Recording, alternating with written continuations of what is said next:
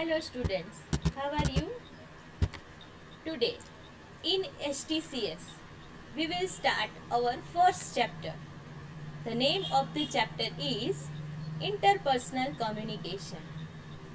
As we discuss in our lecture that this chapter is very important for professional skill.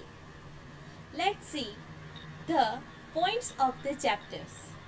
First one is introduction of interpersonal communication. Second, group personality. Third point, meeting.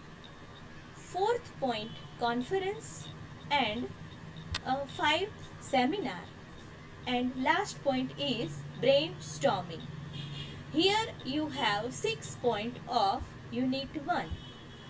Let us discuss the interpersonal communication introduction. What is interpersonal communication?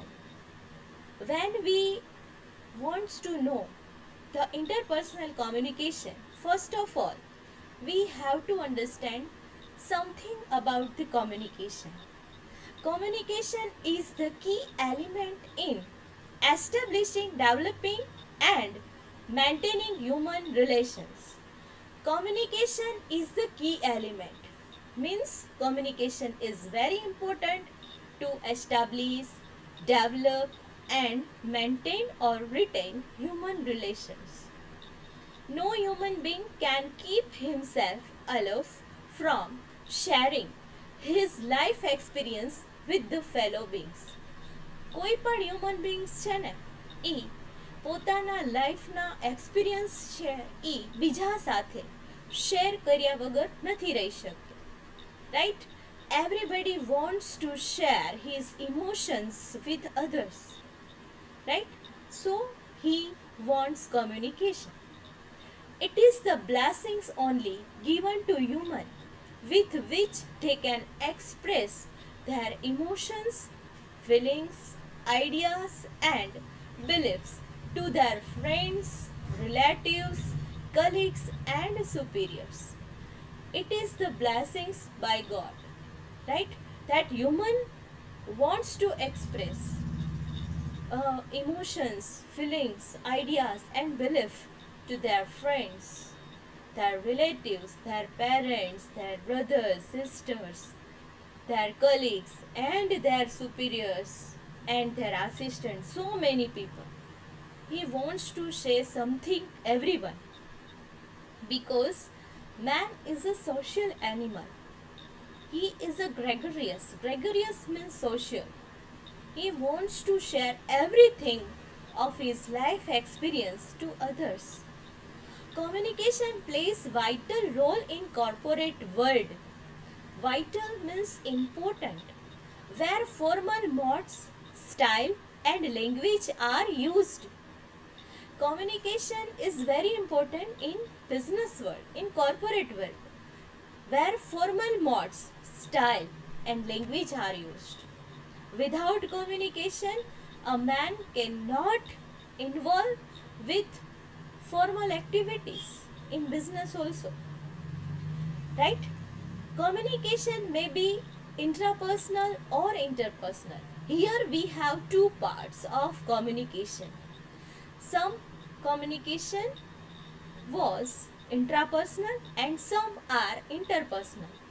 So let's see what is intrapersonal and what is interpersonal. Here we have intrapersonal communication. When we want to understand interpersonal communication, we have to know what is intrapersonal communication. The definition is intrapersonal communication is talking to oneself in one's own mind. When a person talking to oneself in one's own mind means he is in a deep thinking, when he is deliberating, right? So this time he communicate with himself or herself. No one presence there, right? The only he talk with the soul or inner soul, right? He when where he face the intrapersonal communication, when we are face the internal conflicts, જ્યારે આપણે આપણું જ decision લેવાનું હોય છે. Even no one can help you in taking our decisions, right? When we are faced with internal conflicts, choosing between two goals, we have a same equal goals and we want to choose one goal. At a time, we face internal conflicts and we try to speak our soul, right? And we think in our mind that what is the better for me, what is the thing is good for me. This is called intrapersonal communication. માણસ પોતાની જાત સાથે જ વાત કરતો હોય છે અહીંયા. This is called intrapersonal communication. Before interpersonal communication, we have to understand intrapersonal communication. But in corporate world, interpersonal communication will help you, because interpersonal communication means communicate with people. Here you don't talk with your soul, you have a persons in front of you. So first of all, we see the definition. Interpersonal communication is exchange of messages between two or more than two persons, usually a limited number. What is interpersonal communication? Here we exchange our message between more than two people or two or more than two people. Here the persons presents and you communicate with them. Another important thing is we cannot speak in a mass or in a large group. Interpersonal communication happen in a only limited number persons. For example, meeting, for example, conference, for example, seminars. These are the examples of interpersonal communication. Interpersonal communication happens in a pair. It fixes the responsibility for both the parties to understand each other and respond in a favorable manner, so to receive the same positive response. Interpersonal communication always happens in a pair. Means for both sides, it fixes the responsibility. Both parties have to understand each other and respond accordingly. So this is a communication of both ways. It is a two-way communication. Now, when we understand the interpersonal communication, we have to understand some characteristics of interpersonal communication. Here we have 5 characteristics. Even we have to say that features also. In exam, we have a characteristics or features of interpersonal communication. First is, it is inevitable. Inevitable means important. It is inevitable means it is important. બહુ જરૂરી છે. In everywhere, we have to communicate with people, and interpersonal communication is inevitable because we have to talk or work with group, right? Second one is, it is irrevocable. Irrevocable means never change. જેને ગુજરાતીમાં અટલ કહેવાય. અટલ જે બદલાય નહીં એવું. It is irrevocable. When you communicate with other, your words goes out of your mouth and you cannot swallow it again.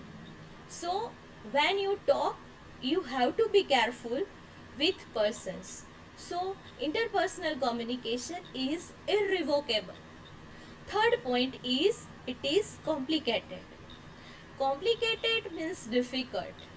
Complicated in this manner that you have to talk with other, you have to be alert with the culture, with the society, with the manner. with the habitual activities of the person. You have to be alert, and you have to right time and right circumstances. You have to be alert with these things. So you have to alert when you communicate with other people. This is called complicated. So that's why the reason is interpersonal communication is complicated. Now fourth is interdependent. Why interdependent? Because when a person talk, he wants feedback, right?